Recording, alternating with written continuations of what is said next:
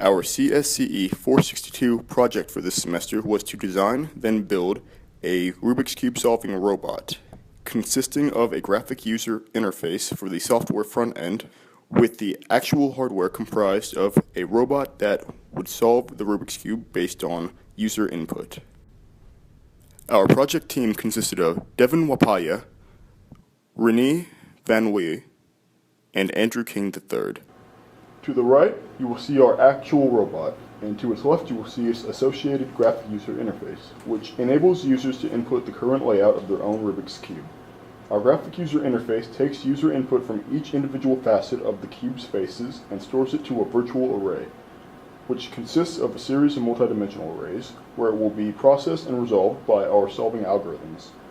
Upon a successful series of entered commands resulting in a solved cube, the software backend will convey the series of movements to our hardware software, whereupon the movements are translated in a manner that the robot can comprehend, so that the virtual cube's own set of commands is portrayed in the real world by our robot's actual resolution of the physical cube.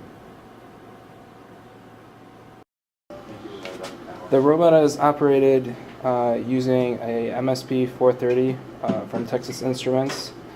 It controls the stepper motors, each with a step and direction wire, and is connected to the computer using a UART to RS-232 to USB connection. The computer sends commands for either face counterclockwise, face clockwise, or cube counterclockwise, cube clockwise. The controller decodes them, the commands, and then turns the arms respectively. The robot is commanded externally from a laptop over USB to RS-232 to UART, which is connected to the microcontroller on the plate. That commands 4 stepper motors, which each arm is made of 2 stepper motors, one to rotate the arm about its axis, and then one to open and close the claw. Each stepper motor is connected to an easy driver board, which we purchased, that allows us a simple interface of just 2 discretes of step and direction. The laptop sends 4 commands, one that rotates the cube face like this, or it can rotate the cube about an axis like this, or like this. The motors are powered by 12 volt DC, and they pull about 1.5 amps when running. Due to hardware constraints and the power of our grippers, we were unable to get the robots to physically hold the Rubik's Cube for an extended enough period of time in order to solve the cube.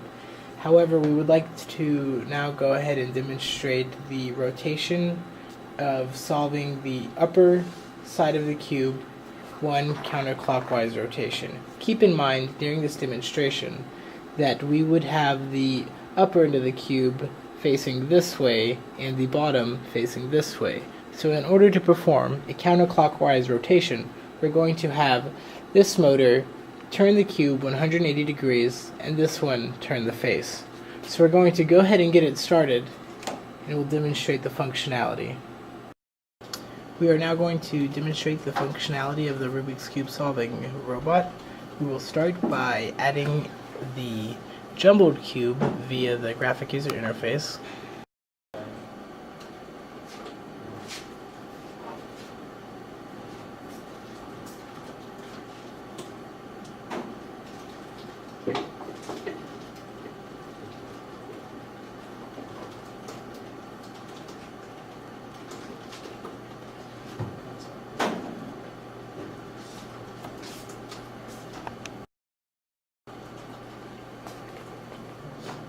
The current configuration that we have simulates the Rubik's Cube being turned on top by one turn, and for now this should suffice to demonstrate the functionality of the Rubik's Cube solving robot. keep in mind that when solving the cube, it must maintain a orientation in order for the algorithms to work properly. So for the intended purposes of this video, the top is oriented this way, and we have the bottom here. So let's go ahead and get it started. What the grippers do is they set up in order to perform a 180-degree turn, and they start by putting themselves in the end position and bring themselves back to the beginning. This is the 180-degree turn in order to put the top oriented towards the left arm,